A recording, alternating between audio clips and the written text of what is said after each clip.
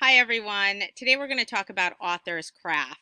When we talk about author's craft, we are talking about what are the different writing techniques that the author is using to create a unique product. That's expertly crafted. Think about different jobs like woodworkers or filmmakers. They're specifically making choices and adding details to get a specific reaction from you, the viewer or the consumer, in order to help you feel and think or act a certain way. So I want to look at the specific tools and devices that the author is using in your World War II book to really build some emotional appeal and sympathy, to make you fearful or shocked or in horror or disgusted with the events that happened during World War II. So we're going to start with a little passage from Elie Wiesel's Night.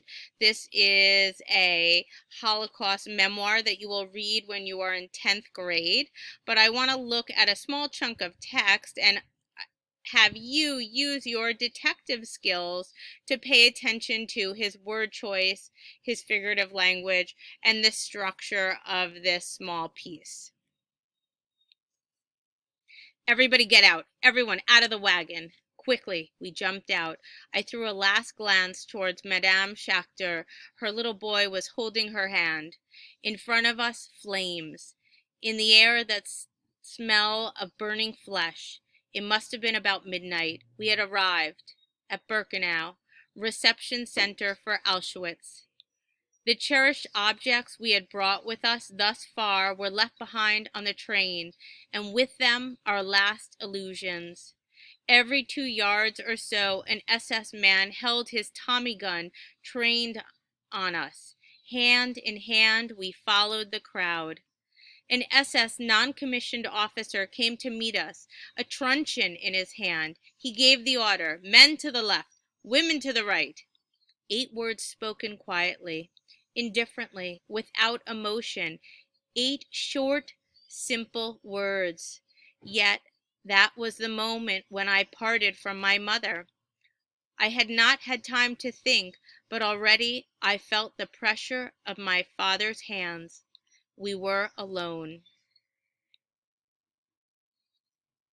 So Wiesel is doing a number of very crafty moves in his writing. This book actually won the Nobel Peace Prize for its powerful emotional response and witness to the Holocaust. Wiesel being one of the survivors of this time period. So Wiesel, he writes with this, what we would call a detached tone when describing some of the horrors he witnessed or even endured.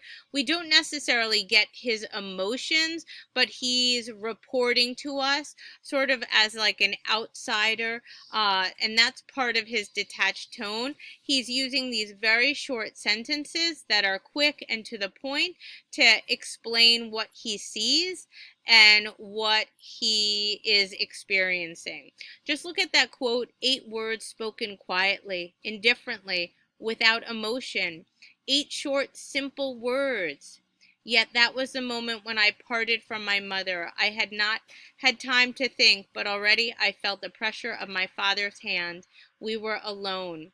So he repeats that idea of the 8 words, those simple words. He plays around with that idea over again. We call that parallel or plot or a repetition, which it obviously is, that he wants to emphasize, just the inhumanity of the SS soldiers in dehumanizing the people getting off the cattle cars. Wiesel also uses very strong sensory language to help readers hear and see and get a sense of what's happening.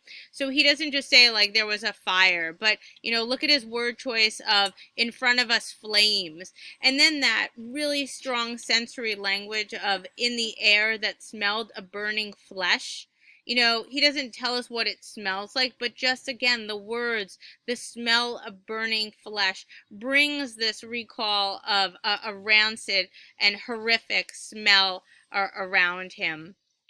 And the repetition. So I gave you an example of the parallelisms and repetition in that first example, but you'll notice in my underlines that he repeats this imagery of hands throughout.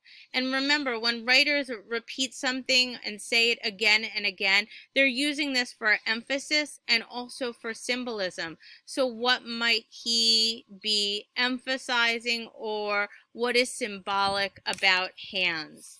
And touch during a time where that was all omitted in a sense to create and make Jews into this dehumanized state.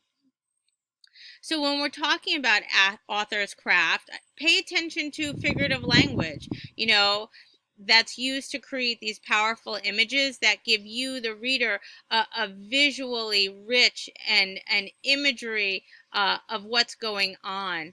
Also look at how the text is structured and organized. You know, whose point of view? What are we seeing or learning about? And most importantly, those deliberate choices of words, you know, vivid verbs, descriptive language, imagery, those details, the connotation of words, those are really important when we think about author's craft. So I've created this chart and organizer on Google Classroom to help you as you go back into your reading and pull out some of the author's craft moves in your independent reading books.